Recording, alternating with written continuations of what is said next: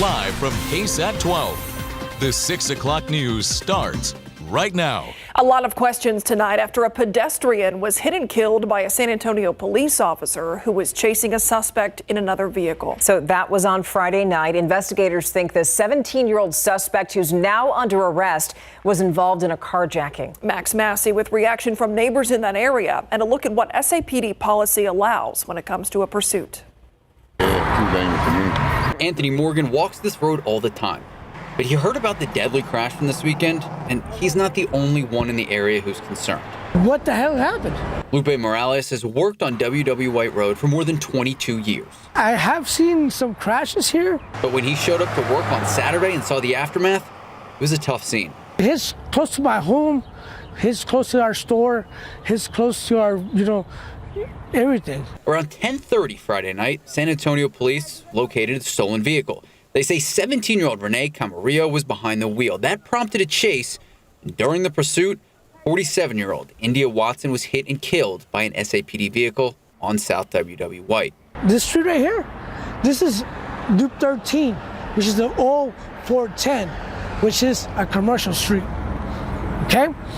Over here is residential. Today, San Antonio police sent us a written statement that said, in part, quote, both the SAPD Traffic Investigation Unit and the Internal Affairs Unit will conduct separate, concurrent investigations.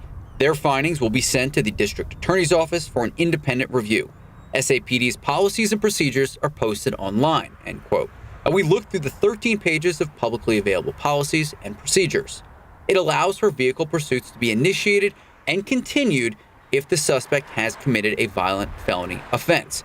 The policy says officers should also consider their surroundings. And SAPD says the 17-year-old suspect in this case allegedly stole the vehicle at gunpoint. Max Massey, KSAT 12 News. Now you can check out the SAPD vehicle pursuit policy for yourself. We have a link to it right now on KSAT.com. The 3 SAPD officers charged in the death of a 46-year-old woman last summer were in court for the very first time today. Former Sergeant Alfred Flores and Officer Eliezer Alejandro are facing a murder charge. Former Officer Nathaniel Villalobos is charged with aggravated assault with a deadly weapon. If you remember, last June, Melissa Perez was having what Police Chief Billy McManus says was a mental health crisis. She was holding a hammer when police shot her through a patio window and door. Nico LaHood, Villalobos' attorney, explained to KSAT that today's hearing was just the beginning of getting all the evidence turned over to the defense. We talked to the state. They notified us that we were missing some documents, and so the judge gave them a date to make sure we had all the discovery for all counsel. And so we're going to continue reviewing evidence as we get it in. Okay, LaHood believes that all 3 men are going to be tried together, and the next hearing is going to be February 26th. Staying in the courtroom, the prosecution rested its case today in the murder trial of a military veteran accused in a deadly shooting, and then he took the stand in his own defense. Roger McCracken is accused of the 2021 shooting of Ronnie Riddle outside of a Southeast Side apartment complex. So far in testimony, an eyewitness to the shooting said that McCracken's wife and Riddle were arguing when McCracken began shooting. Riddle did have a gun on him. McCracken's attorneys argue it was self-defense. On the stand, McCracken told the jury that he and Riddle were neighbors and they didn't get along. In the beginning, besides that one confrontational portion where I first met Ronnie Riddle, I didn't really communicate with Ronnie Riddle. The defense will continue its testimony tomorrow. If found guilty, McCracken faces up to life in prison.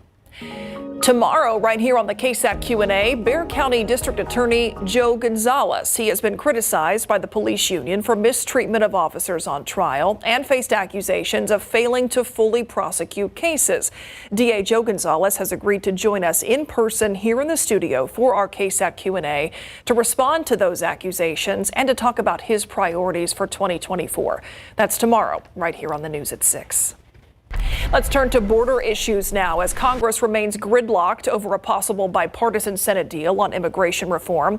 There's some new efforts to impeach Homeland Security Secretary Alejandro Mayorkas. So this criticism is coming from Republicans. They say they're frustrated with the way that Mayorkas has handled the situation at the southern border. In a new memo, Homeland Security officials call the GOP's investigation, quote, unconstitutional and evidence-free. ABC's Melissa Adan tells us what comes next.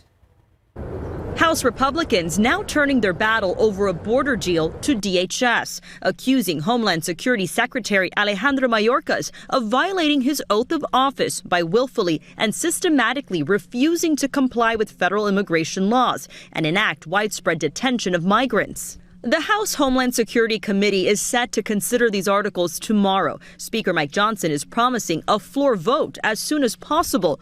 The move unprecedented, as the only time a cabinet secretary has been impeached by the House was in the 1870s. House Democrats rebutting the impeachment efforts. The House Republicans have clearly turned their ever-shrinking majority over to the extremists. DHS defending Mayorkas, calling the impeachment effort an evidence-free political stunt, arguing Republicans are weaponizing impeachment over policy disagreements. Still, the focus remains on Congress trying to pass a bipartisan border deal after months of negotiations. The Senate bill would lead to faster processing of asylum claims and give the president emergency authority to shut down the border when it becomes overwhelmed. But if passed, it faces an uphill battle in the GOP-controlled House. Meantime, in Texas, State Attorney General Ken Paxton denying federal Border Patrol agents unrestricted access to a small park in Eagle Pass along the southern border, saying Texas will not allow it to turn into an unofficial port of entry. This after the state seized control of the park to arrest migrants who cross into Texas in the area. The Supreme Court recently ruling that federal agents can cut the razor wire installed by the Texas National Guard along the Rio Grande. Idaho's governor announced he plans to send 2 more teams of Idaho State Police troopers to the Texas-Mexico border to assist troopers there. This follows other states, including Florida, who have also sent personnel and resources. Melissa Adan, ABC News, Los Angeles. The names of 3 U.S. soldiers who were killed in a Sunday drone strike in Jordan have now been released. The Pentagon says that Sergeant William Rivers, Specialist Kennedy Sanders, and Specialist Breonna Moffett died in that blast. Dozens of other U.S. personnel were also hurt. A group of 8 of those other victims had to be taken to Germany for medical attention. The 3 soldiers who died were based out of Fort Moore in Georgia. These 3 fallen heroes were deployed to Jordan in support of Operation Inherent Resolve and the international coalition working to ensure the lasting defeat of ISIS. These brave Americans and their families are in our prayers, and the entire Department of Defense mourns their loss. About 165 attacks have been carried out on U.S. and coalition forces in the Middle East since mid-October. Let's take a look outside with live cam back at home here. Okay, this is kind of what you were talking about as the sun starts to set. What kind of clouds are these? Giving us a nice view, Adam? The cirrus or nearest are overhead, and it's good to have them around because they give us beautiful sunrises and sunsets. That's what we're seeing now. And if you're up at sunrise tomorrow morning, you should see similar, maybe at the bus stop early with the kids. 39 this morning, 68 in the afternoon. So below average in the morning, above average later in the day. Dress in layers again tomorrow. We'll have that similar temperature spread with a bit of a chill early, then by the afternoon, right up near 70. Today we made it to 71 in Hondo, Cotulla, up to 75, Del Rio, as warm as 74 degrees. Notice that average of 65. Now, as we go through the evening, falling through the 50s gradually, and by midnight, we're at 50 degrees. And then tomorrow morning, a bit of a chill, 43 degrees around San Antonio, just a few degrees cooler, closer to 40 in the hill country. Rain is right around the corner. We'll talk about when that arrives and have the latest look at our area reservoir and lake levels coming up. All right, thanks, Adam. Let's take a look at traffic out there right now. I-10 at Frio, that's where this camera is. All that traffic headed into the downtown area with all the brake lights there. Usually slow going this time of day as I-10 and I-35 come together there in downtown, but no major issues to make you aware of. An Israeli document sent to U.S. officials spells out the allegations against 12 United Nations employees accused of participating in Hamas's October 7th attack on Israel.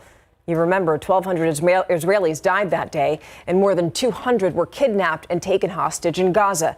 The allegations list that seven of those UN employees stormed into Israel with Hamas terrorists, including one that was directly involved with a kidnapping and another allegedly helping terrorists take an Israeli soldier's body back to Gaza. The allegations have led to several countries, including the U.S., to cut off partial funding to a UN agency. 9 of the 12 accused workers have been fired. 2 of them are supposedly dead, and the last is still being identified. All right, it has officially begun. Tax season is here. The IRS will now accept and begin processing your 2023 federal income tax returns. The filing deadline for Texans, April 15th. If you miss that deadline, you could face a hefty fine unless you get an extension.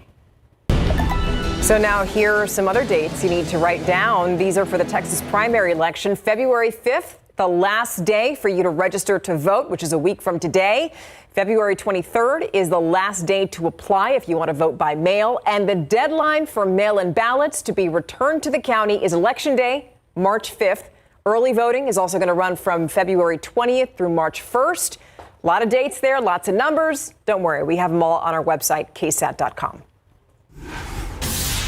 Decades-old data is helping researchers in their pursuit to try to diagnose dementia earlier. See the study results for yourself right here on the News at 6. Concerns tonight in Northwest Bexar County. We are one step closer to seeing treated wastewater dumped into a popular creek in the Helotes area. Tonight on the Night Beat, we're going to break down the trickle-down effect that move could have on the community. Now to a potential breakthrough. Local researchers are using data dating all the way back to 1948 to discover a possible key to predicting dementia 5 to 10 years before symptoms ever show up. Pretty promising. The results from the study were just released. Our Courtney Friedman explains just what a game changer this can be. These first 3 are generations. Yes. Wow. A new take on a dementia study that started in 1948 was just published last month with incredible results. The data following the original participants, their kids, and now their grandkids. They've been followed up for many, many years. I have like the calendar of all the visits because it's crazy. This is like you have to go back and check like what year is this? The goal? Doing continuous MRI scans to find out if the thinning of one part of the brain can predict dementia 10 years before symptoms start. Turns out, it looks like it can. Gray matter was thinner in participants with Alzheimer's disease. Dr. Claudia Satizabal with UT Health San Antonio's Glenn Biggs Institute has worked on this research for 10 years. She says the brain section showing thinning is the medial temporal lobe near the hippocampus, the place dementia typically affects. Dark red. These are regions where we want to look at more. And more research is planned. With some collaborators across the U.S.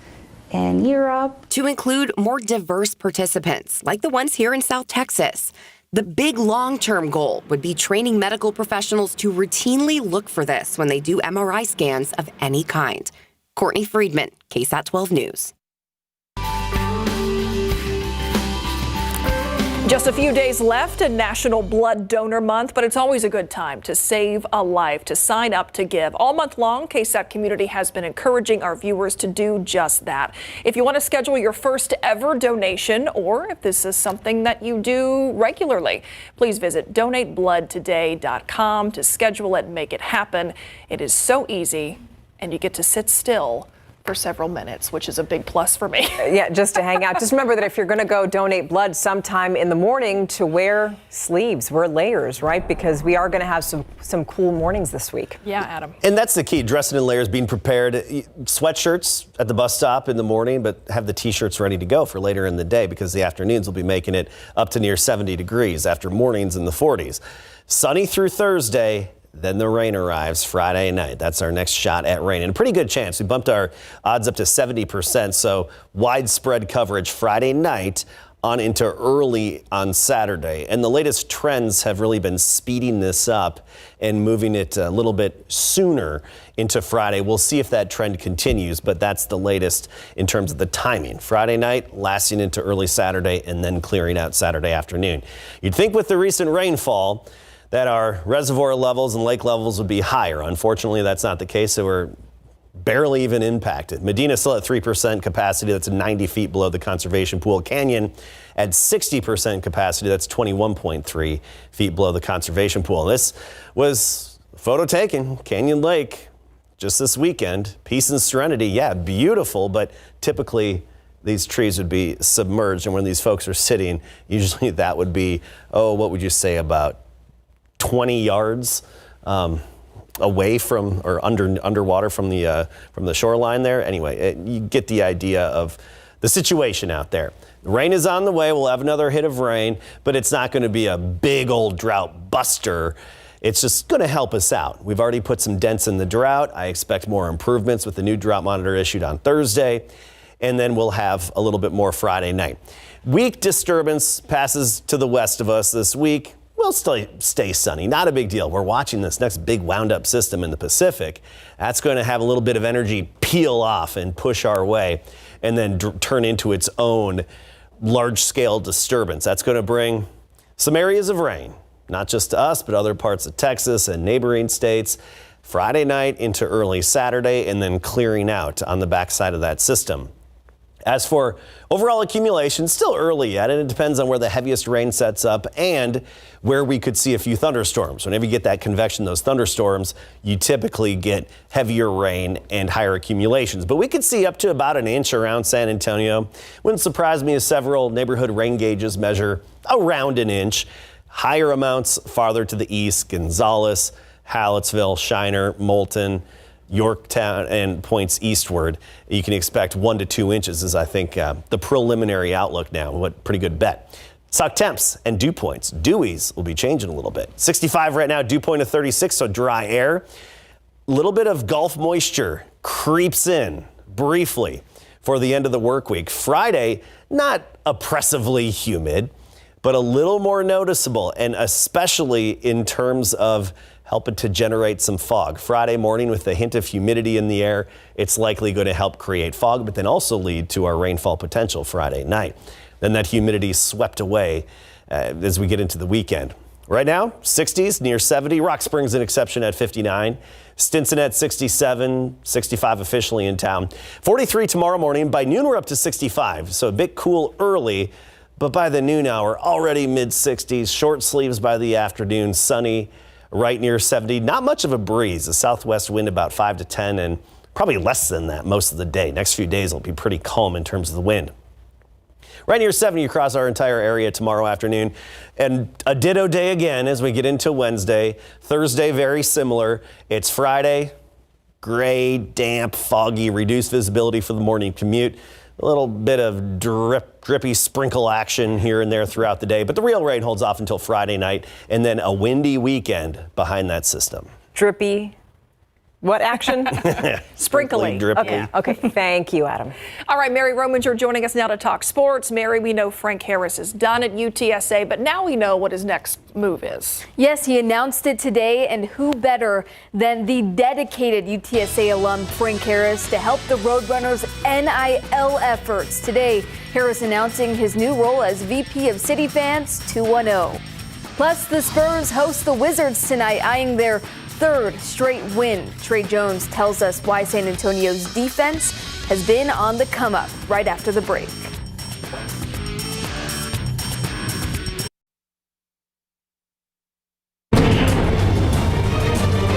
After 7 years as a quarterback at UTSA and 11 surgeries throughout his playing career, Frank Harris decided it was time for him to hang up his cleats and trade them in for dress shoes. Harris was joined by UTSA head football coach Jeff Traylor and 47 UTSA football players in the lobby of the PM offices this morning, where he announced that he will be the new vice president of City Fans 2.0, an NIL fundraising organization that seeks to raise financial support for UTSA athletes with a focus on college football. And Harris told us why this new role is so intriguing to him.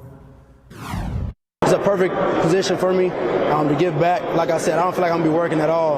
I feel like I've been going out talking to people my whole life, trying to represent UTSA the best that I can. And now I'm representing UTSA football and City Fans as well. So I'm definitely excited for it. Hopefully we can benefit from it. Hopefully I can bring some awareness and get some money for these guys and keep everybody here. Harris plans to reach a goal of $1 million in funding for the UTSA football recruiting office over the next year. Football coverage brought to you by Davis Law Firm. You don't want to lose. And losing to go to the Super Bowl, it makes it that much worse. It's tough. Two San Antonio natives went up against each other in the NFC Championship yesterday.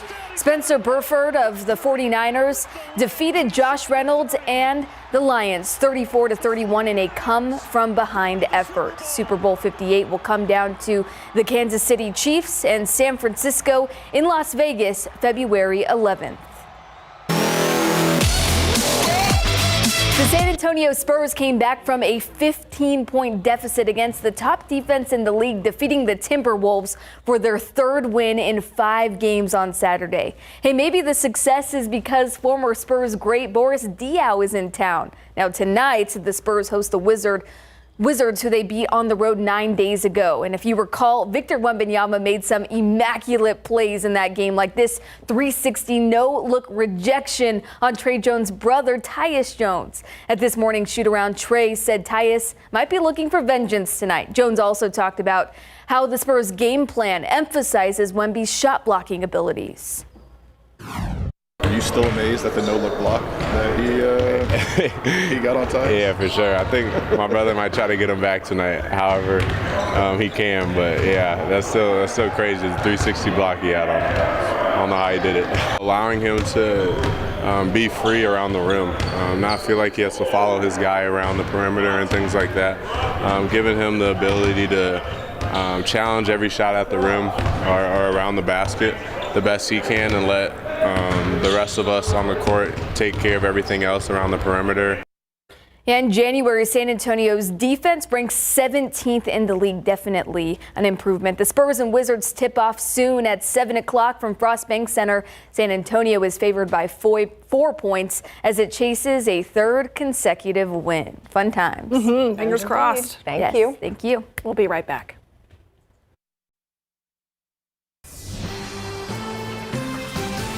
In tonight's History Untold, many may not realize that San Antonio's Spanish missions were the foundation of the city's first neighborhoods. So to honor their devotion to the indigenous people who lived in those missions, the San Antonio Peace Center at Northwest Vista College named Ramon Vasquez and his late father, Ramon Vasquez y Sanchez, Peace Laureates. Jesse Degollado says Vasquez continues to share the little-known history of San Antonio's first peoples.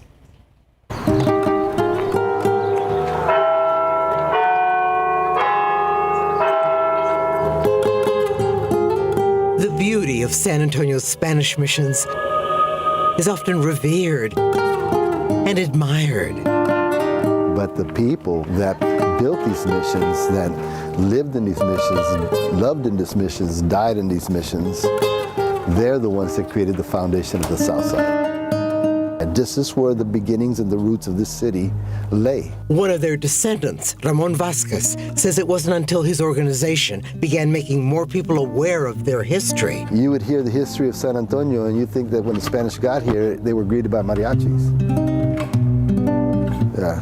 Not hardly. Vasquez says the missions were built for specific Native American tribes, making them and their descendants the first peoples of San Antonio. This is where our house was. Brenda Pacheco's family, dating back 300 years, lived just beyond the walls around Mission San Jose. She remembers as a child looking out her window. I could see the sunset on that bell tower. And you don't realize how precious that is. To make way for parking and a visitor center for tourists, Pacheco's and the other legacy families were bought out and their homes demolished. That was the end of the neighborhood. They completely erased us. Eventually, the descendants of legacy families moved elsewhere in the city, like those of Mickey Killian, who grew up at Mission San Juan. His tribal roots include the Borrados, known for their distinctive tattoos, knowing that Native Americans like them were here thousands of years. It means that I'm a part of this land. It's a sense of pride, of knowing that our roots run deep. They run very deep. Jesse Degollado, KSAT 12 News. The man that stole and leaked former President Donald Trump's tax records is going to spend the next 5 years behind bars. Charles Littlejohn pleaded guilty to a single count of unauthorized disclosures of income tax returns back in October. His plea agreement notes that he took the financial data while he was working for a consulting firm that had contracts with the IRS. The data was then leaked to 2 news outlets before he deleted it from his laptop. By the way, the 5-year sentence, that's the maximum penalty. A new FBI report found that hate crimes are happening more and more in schools. That includes elementary schools all the way up to 4-year universities. The number of hate crimes inside the classroom more than doubled from 2020 to 2022. Of all the hate crimes in the U.S. in 2022, 10% happened in schools, making them the 3rd most common location. Most offenses involve intimidation, vandalism, and assault, and were found to be mostly motivated by race, religion, and sexual orientation. Okay, so before you plan a getaway to the Bahamas, the State Department wants you to consider this: crime in the island of Nassau. That's up. The State Department issued a level 2 travel advisory. The U.S. Embassy in Nassau says there have been 18 murders in Nassau since just the beginning of the year. And police there are blaming retaliatory gang violence. So if you visit the Bahamas, the State Department wants you to keep a low profile and to not resist any robbery attempt. Last week, former President Donald Trump was ordered to pay $83 million to writer E. Jean Carroll in his civil defamation trial. And today, Carroll and her attorney are talking publicly about it. ABC's Rena Roy with those details.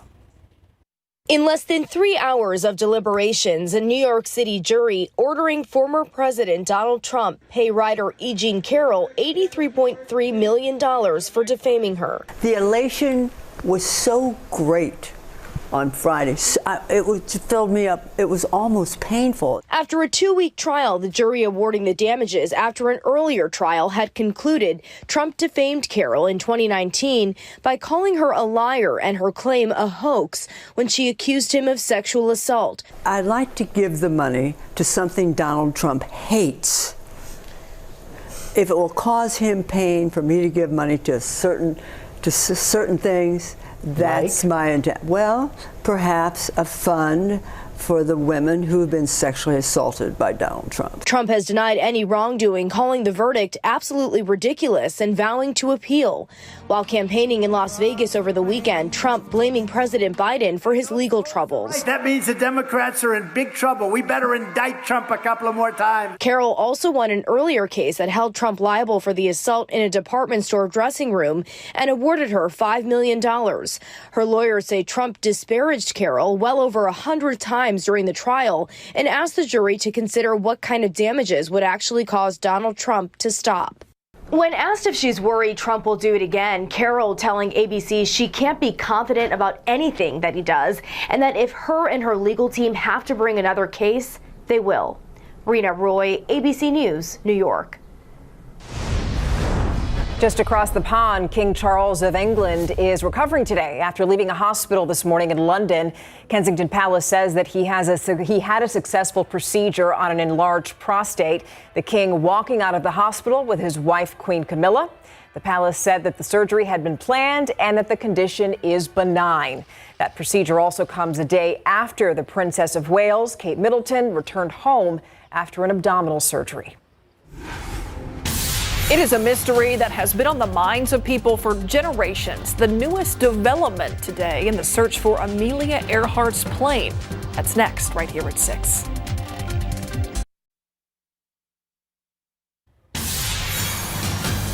It's an enduring mystery that's captured the imagination of people for generations, and that is what happened to Amelia Earhart.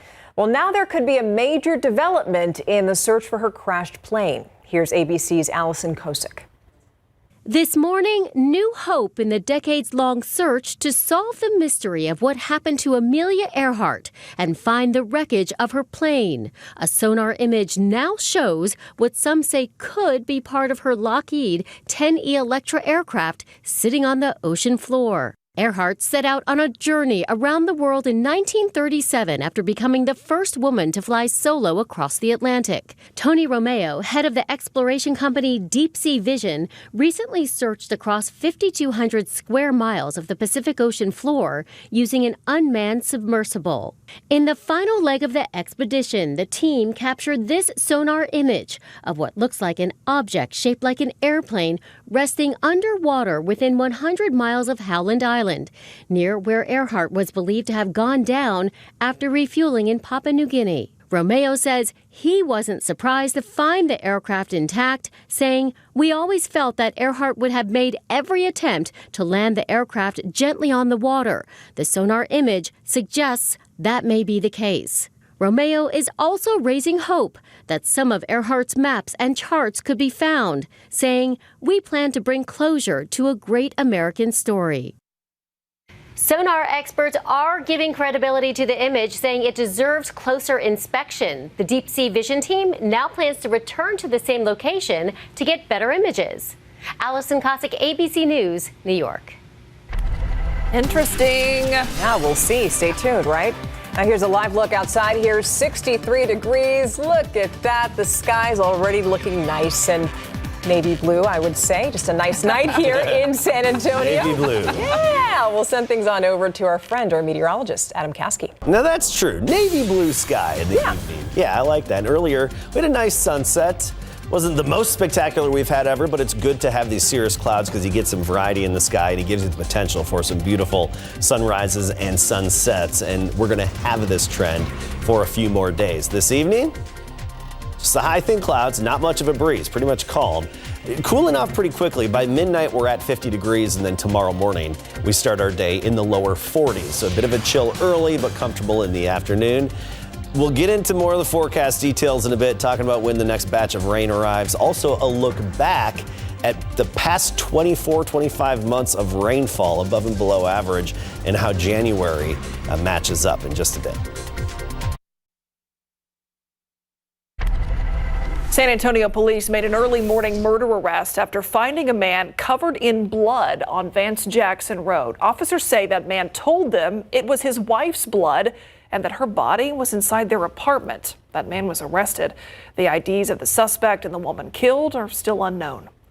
An adult and two children lost their home after a massive overnight house fire happened early this morning on Janice Gill Drive. Crews did put out the fire quickly. Nobody was hurt. Investigators say that a candle is what started that fire. And the street that is home to the Frost Bank Center officially has its new name, Frost Bank Center Parkway. Signs now visible all over the east side. The road used to be known, of course, as AT&T Center Parkway when that was the name of the arena. Years ago, when the Freeman Coliseum was the only arena there, the street name was pretty simple. It was Coliseum Road. Time for another change. Indeed. And we've been talking about possibly getting some rain, and Adam Caskey has an update for us, too. Yeah, we've got some more rain on the way later this week. Several more days of sunshine, then another round of rain arrives. Let's look back at about the last 2 years, okay, last 25 months. I'm going to step off so you can see it, of rainfall officially at San Antonio International Airport. And you see the vast majority of our months were below average. April of 23, last April, and then this January were the only 2 months to feature above average precipitation officially at the airport in town. And we still have a bit of a drought overhead, but keep in mind, or in the ground, however you want to put it. It's Monday. We just have a bit of a drought out there, but keep in mind, this drought monitor does not take into account rainfall after 6 a.m. last Tuesday. And we had a good amount. We had about 2 inches locally. So let's just isolate the severe and extreme drought in our area and then put on top of it the rainfall that was not considered for that drought monitor, but will be taken into account for the new drought monitor updated on Thursday. We expect even better improvements and putting a bigger dent in that drought. Rain chances jump Friday night into early Saturday.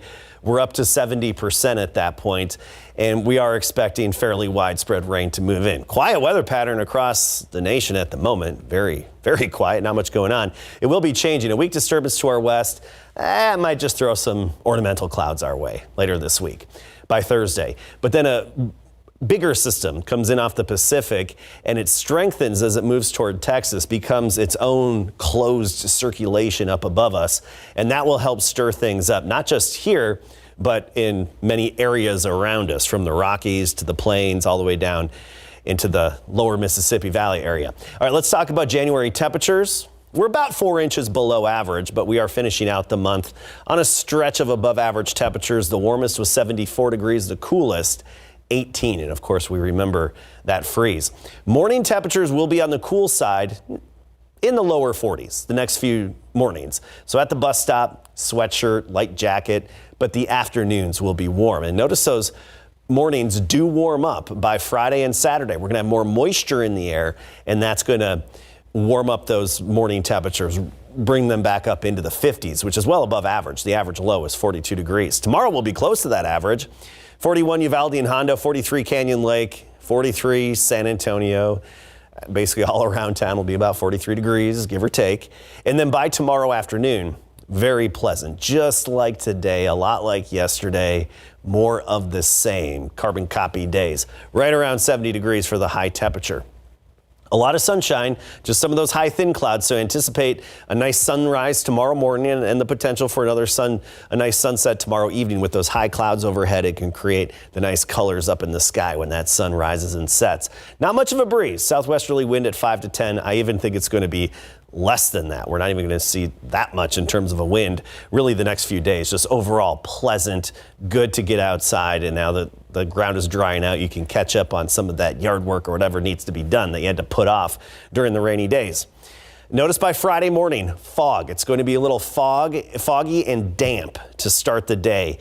Reduced visibility for the morning commute, a few sprinkles, drizzly at times.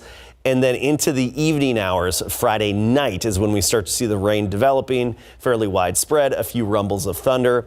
Can't rule out the possibility of a stray severe storm or two. It's just too early to tell. There is that slight chance of that. And then behind it will clear out probably around midday on Saturday, and then a lot of sunshine into Sunday, but it will be a windy weekend. On the backside of that rain, we're expecting some wind gusts, probably 30 to 35 miles per hour. But for a 2 to 3 day stretch behind that rain system. So it's good to see more rain in the forecast, bookended by some sunshine. You bet. Thank you, Adam. And we will be right back with the buzz. Now let's get buzzing. Benito the giraffe has joined his new herd at Africam Safari. It's a massive conservation park in Mexico. He was rescued from less than ideal conditions after spending a year in an urban park in Ciudad Juarez. Benito's new herd welcomed him immediately, and he'll spend the rest of his days surrounded by other giraffes. Look at how happy they look. From giraffes now to manatees. Take a look here. Hundreds of gentle giants are migrating to inland waterways in Florida to try to stay warm. Yeah, the Marine Wildlife Refuge is known as Crystal River. It's thought to be the only lagoon in the world that sees that kind of manatee migration each year. Pretty cool pictures. I've always loved there. manatees. I don't know why. They seem like they don't do much, but I'll have somebody write to me now. Gentle giants. Yeah. Now, also in Florida, a flotilla of boats set sail into Tampa for the city's annual Gasparilla Parade Fest. The 120-year-old tradition is named for the mythical pirate Jose Gaspar. Legend has it that he pillaged and plundered into the Gulf of Mexico centuries ago.